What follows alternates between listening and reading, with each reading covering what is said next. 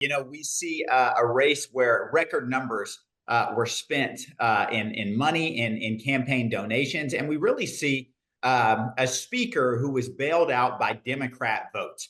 That really should be the headline as we look at. We have open primaries in Texas right now. We have the opportunity for liberal Republicans to go out and get Democrat votes, and that's exactly what we saw with over 20. I think it was 1,200, maybe 2,000 votes coming in Jefferson County. We see this increase in votes, and we see an increase in Democrat votes that are coming in.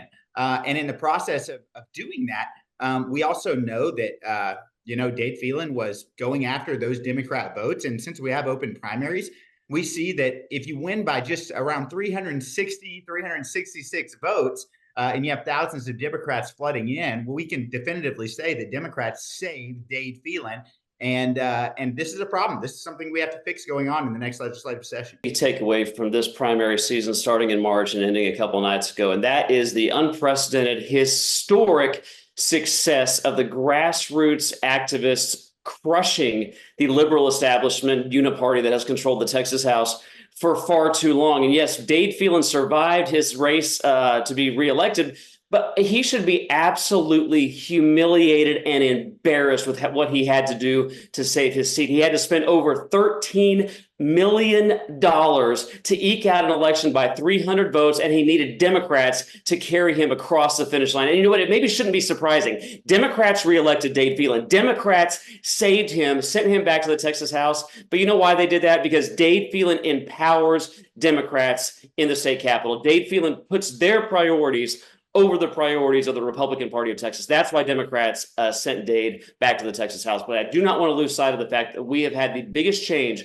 of conservatives coming in and defeating liberal establishment Republicans. I've had the privilege, along with Nate, to travel the state, along with Governor Greg Abbott, Senator Ted Cruz, Attorney General Ken Paxton, campaigning against liberal establishment Republicans who have betrayed their voters in the state of Texas for far too long. And I'm so proud to announce that we've got over 15 new, much more conservative members coming in to take their place. And we are going to start the process of reforming the Texas House and making the Texas House Republican again. Let me be really clear. This was a Republican selection primary process. And among Republican voters, David Covey beat Dade Phelan, and he beat Dade Phelan handily. Dade Phelan lost among Republican voters in Beaumont. It was only because of Democrats coming out, because guess what? Democrats opposed Donald Trump. Democrats opposed Lieutenant Governor Dan Patrick. Democrats opposed the Republican Party of Texas, and Democrats opposed the conservative leaders like myself and my colleague here, Representative Nate Schatzline, and others who supported David Covey. Among Republicans, Dade Phelan lost that primary. It is only because of Democrats. And you can look at all the data sources. It was Democrats, people who have previous Republican primary voting history, that saved Dade Phelan. As we're looking at the history of who Dade Phelan is, he has built a career off of empowering Democrats. He's built a career off of getting social Marxist Democrats in the Texas House chairmanships to oversee important committees that have killed conservative legislation over the past couple of sessions. I think that's really important to remember, that in the process of this campaign, we watched as Dade Phelan committed that if he becomes Speaker of the House this next session, he will continue the practice of empowering Democrats as chairman. We've watched as he has gone to the floor and has allowed school choice to be killed in the Texas House, which I believe is a deal set with those Democrats to keep him in power. And so we have to see that Dade Phelan is the king of making deals with Democrats, which only makes sense for him to have gained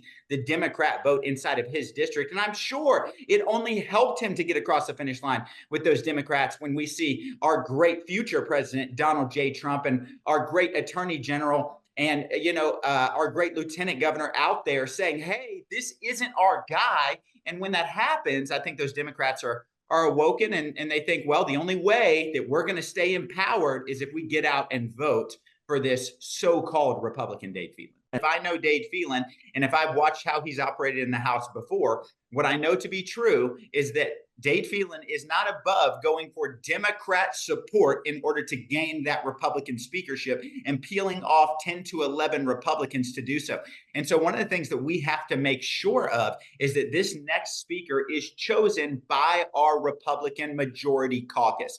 And in that Republican majority caucus, he has to get 2/3 of us to give our yes. Now, I've committed, I know Representative Harrison has committed, and many others as well, that we won't vote for Dade Phelan no matter what. We are not going to vote for Dade Phelan inside of caucus, and I'm not going to vote for Dade Phelan on the floor. I'm looking for a more conservative candidate that is willing to say, hey, enough is enough. And really it goes back to our contract with Texas. We have 12 bullet points listed out that we believe that a speaker should adhere to in order to earn our vote. And so that's what we're looking forward to. I want to say it again. The only way Dade Phelan has a path to the speakership is if he goes to Democrats in order to gain the votes to win that speakership. So currently, the way that it works inside of our caucus is you have to gain 2/3 of the caucus's support before you can declare victory or the endorsement of the Republican caucus to go to the House floor. And in past sessions, we've seen this violated. We've seen as Dade Phelan tweeted out that he had Democrat support before he even got that vote for his first speakership. And that was before I was even in the Texas House. This is how Dade Phelan began.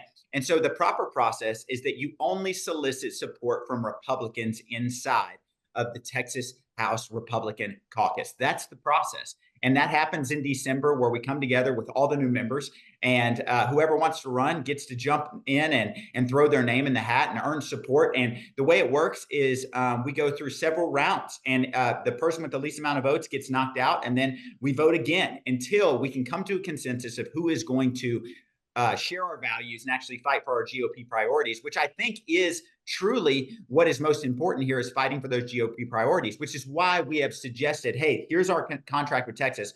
We're committed to voting for someone who will agree with these things. I mean, it's simple things. It's making sure that we don't have an Obama White House lawyer as our parliamentarian who is calling balls and strikes. It's looking at it and saying, hey, we want term limits on our speaker. We're tired of speakers staying in for this long amount of time, hoarding all this money from the lobby and doling out to the ones who are obedient to them. This is an issue that we're facing. And so what we're seeing is, I truly believe that Dade Phelan does not have the support of 2/3 of our Republican caucus. I truly believe that if we were to honor this process properly, to come in here and actually gain the support of the Republican caucus without soliciting support from Democrats outside, which is the current rule, then we would end up with someone who is much better than Dade Phelan, and I am counting on it. Historically, it's been the Secretary of State that will preside up at the dais prior to the selection of the senator or of the speaker. And so for those few, moments or hours or days before a speaker is selected, for that brief period of time, all 150 members are equal. And so do not be surprised if you see a slurry, a large number of proposed rule changes happen in a way that hasn't happened previously. Previously, the House rules package is just sort of sent out to the members, and most of them vote yes, and then it's perfunctory and we move on. Those days are over. Expect to see lots of rule changes proposed along the lines of the contract with Texas, for example. Don't be surprised if you see rules proposed and voted on to force a speaker to step down after only one term, because that's one of the biggest things we've got to do, is take power from the speaker. Right now, most Texans, they believe they have a state representative, but they really don't, because most state reps have handed the power that they were elected to exercise to the speaker. And look no further than the sham illegal impeachment of Ken Paxton. If Dade Phelan could get 60 Republicans to vote to impeach Ken Paxton with less evidence and due process and third world kangaroo courts, Dade Phelan could have passed every Republican priority in the state of Texas. Instead, he chose to defy the will of the voters, to kill those priorities. And instead, he put over 500 Democrat votes on the floor, and every one that he wanted to pass passes. Those days have got to end. There are going to be a lot of speaker candidates announced. There's going to be speaker candidates come and go. 7 months is an absolute eternity in politics, Jack, as you know very well. But who the speaker ends up being is less important to me than what I think is of primal focus for us, and that is reforming the Texas House. Under Dade Phelan and liberal Republican speakers before him, the Texas House has become a corrupt den of liberal dysfunction, where Democrats are empowered and so-called Republicans collude with them to destroy liberty. That's why we put out the contract with Texas. Our goal number one is reforming the Texas House to become once again a body that is representative of the voters who sent them there. Look, the odds are good for Dade because he campaigned saying he was going to double down on empowering Democrats. So he starts with a very high number of votes on the floor. The question is going to be, how many Republicans are going to continue to publicly betray their voters, stab them in the back by aligning with so-called Republicans like Dade Phelan, who empower the very Democrats that they campaigned against? That's going to be the real question. So who the speaker ultimately is not as important as the type of reforms that we're pushing in the contract with Texas. We've got to decentralize power, take it away from the speaker, give it back to the individual members, and then end this unholy and treacherous alliance that has governed the Texas House far too long of liberal Republicans and the Democrats and the Democrat caucus. We can absolutely apply a tremendous amount of pressure. That's the way every conservative victory that's happened in the Texas House in the last 4 years. It has never come from Dade Phelan. It hasn't come from his liberal leadership team. It's those successes. The handful of conservative victories that have happened in the past few years have not happened because of Dade Phelan's team. They have happened because of millions of Texas grassroots patriots applying pressure and forcing their elected representatives to do the right thing, even over their objectives. If we have to continue doing it that way, then so be it. But I would rather put Republicans in power who do the right thing because it's the right thing, not because they're forced to do it.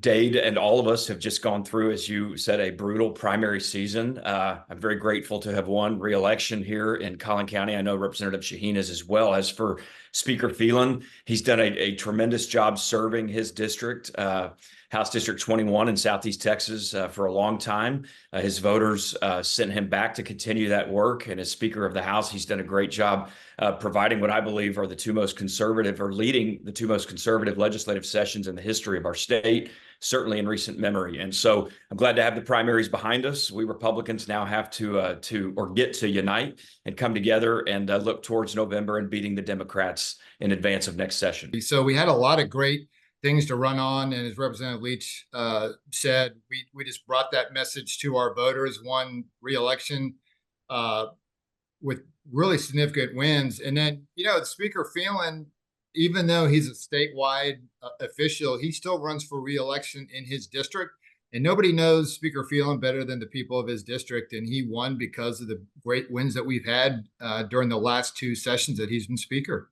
I mean, look, anytime you have a president of the United States work against you, statewide officials, the lieutenant governor, but look, the speaker was able to rely back on his record. It's a great conservative record. I mean, the wins that we've had underneath, Representative Leach has passed one of the strongest religious freedom bills in the nation.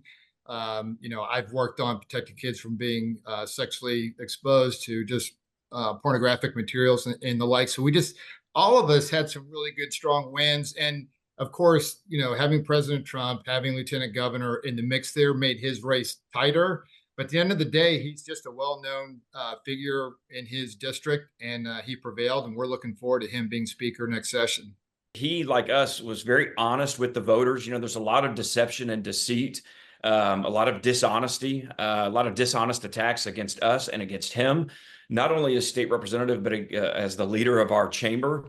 And what I did and what he did was just be honest with the voters, tell the truth about what we did, all of the conservative victories that we've had under his leadership. But for his leadership of the Texas House, we would not have essentially banned abortion. We would not have passed constitutional carry. We would not have sent nearly $7 billion to secure the border. We wouldn't have passed the nation's strongest COVID vaccine mandate ban.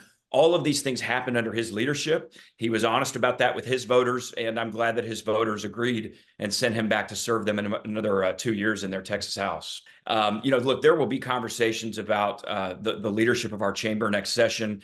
Speaker Phelan and I know Representative Shaheen and I are rightfully laser focused on November. We have serious races up and down the ballot in November, working to get President Trump elected, protecting Ted Cruz, electing Republicans up and down the ballot, including ourselves. And so we're focused on November. There need to be conversations about some potential changes that need to take place in the Texas House chamber. What we've done right, and building on those, maybe some things that need to be changed, some things that have gone wrong, and fixing those problems. And to Speaker Phelan's credit, he's going to spend a lot of time listening to members, spending time with members. And I believe he's going to resoundingly win a majority of the Republican caucus vote. and then be reelected Speaker of the Texas House in January. We've just had some phenomenal conservative sessions underneath him. I have a high level of confidence he will be reelected. But look, Representative Leach is correct. Our focus right now is November. Look, you can't help but see that the Democrat focus is getting more and more extreme, pursuing children, trying to sexualize children, and the like. And look, we've had to pass some really significant legislation to protect children. We had to ban DEI out of our colleges. We've seen throughout our college campuses, really here in Texas and across the nation, some of the support that's going on against Israel and for terrorist organizations. And so, look, it's really important. If we want Texas to continue to prosper, we need Republican leadership. It is very easy to see that if you look across the nation, you look at how blue states are doing versus red states. By far, the red states are more prosperous. There's more opportunity. So we're going to have a fight on our hand. The Democrats are probably going to target anywhere from 7 to 9 Texas House seats, and we need to come together and defend those. Over in the Senate, there's some vulnerabilities as well. And look, we got to make sure that Trump gets the support that he needs out of Texas. And of course, we've got to make sure that Ted Cruz gets reelected to be our U.S. Senator. You know, each of these races, they're their own animal, if you will. But if you look across all the primary elections, whether they were decided in March or this runoff, I mean, it's not even close. By far, really, the issue at hand was school choice, and it was Governor Abbott. I will tell you that there are some Texas House members, a handful of Texas House members out there that are frankly deceiving their voters. They're deceiving themselves.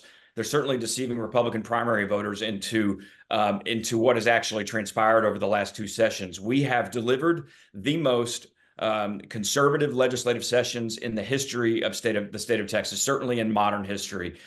Like I said earlier, essentially banning abortion, passing constitutional carry, ending gender modification, passing the nation's strongest COVID vaccine mandate ban. This past session was the first public record vote that we've had in a long, long time on school choice. And although we didn't have the votes to pass it, I believe that we will have the votes to finally pass a big, bold, a meaningful school choice bill next session. But it's important for us to tell the truth to our voters, to own what's gone wrong and to try to fix it, but also to give credit where credit is due, and to be honest with our voters about what we've achieved. We've achieved a lot. There's a lot more to do, and conservative Republicans are going to continue to lead the way under Speaker Phelan's leadership in the House next session. I think we should debate those items. So, for example, one of those items would actually expand government. It makes it easier to pass legislation. And the conservative Republicans, I know they want it to be hard to pass legislation, not grow government. So I have some issues with that. There's some items in there about the speaker not helping out Republicans in their election. So really, we're not going to help our fellow Republicans in November. The speaker can help our fellow Republicans in November. So I don't think that's well thought out. There's some items there that, you know, I could get on board with, but the document as a whole, it's got some serious flaws in it. I just don't think it was well thought out. But yeah, let's debate it. Let's have that discussion. As far as does the House get more contentious? The House is always contentious. The House is really a beautiful picture of debate that occurs really across the nation. It's really a chamber of 150 people that are representing their districts. And look, you have the front mic where you lay out your legislation. You have the back mic where any of the other 140 members can come and ask you any question that you want. It's a debating chamber. And so, yeah, look, the process gets ugly. Will it be a little bit more ugly? Possibly. That's really up to each individual legislator. I'm going to tell you that I'm going to do the best that I can to preserve conservative values and advance conservative legislation and represent my district. It's very simple. It's to ensure that the voices of the people of Texas are heard loud and clear on the floor of the Texas House, period. That's it. It's to allow all 150 members, to empower all 150 members to vigorously and aggressively represent their districts. My contract is with my voters. I've made certain commitments to my voters and have signed a contract with them and them alone to fight for my values, to lower government or to limit government, to lower taxes, to fight for life, to protect our fundamental freedoms and liberties. Those are the things that I've promised my voters. To me, those are the only promises that matter. That's why I've been resoundingly reelected, now going on 7 times by Republican primary voters. Representative Shaheen is the same way. We talk to our voters, we tell them the truth, we tell them what we stand for, and we ask for them to support us. That's the contract that matters. As for the rules and the leadership and all that stuff that's later to come as we prepare for next legislative session. We'll have a deliberation and a debate about those things. But right now, I'm focused on my constituents winning re-election in November and making sure their voices are heard in their Texas House next legislative session. And I listen loud and clear to my Republican primary voters who just resoundingly re-elected me with nearly 66% of the vote in my Republican primary. They knew full well what I've stood for, full well what I've delivered on their behalf, the bills I voted for, the ones I voted against, the bills that I've authored and fought for and passed.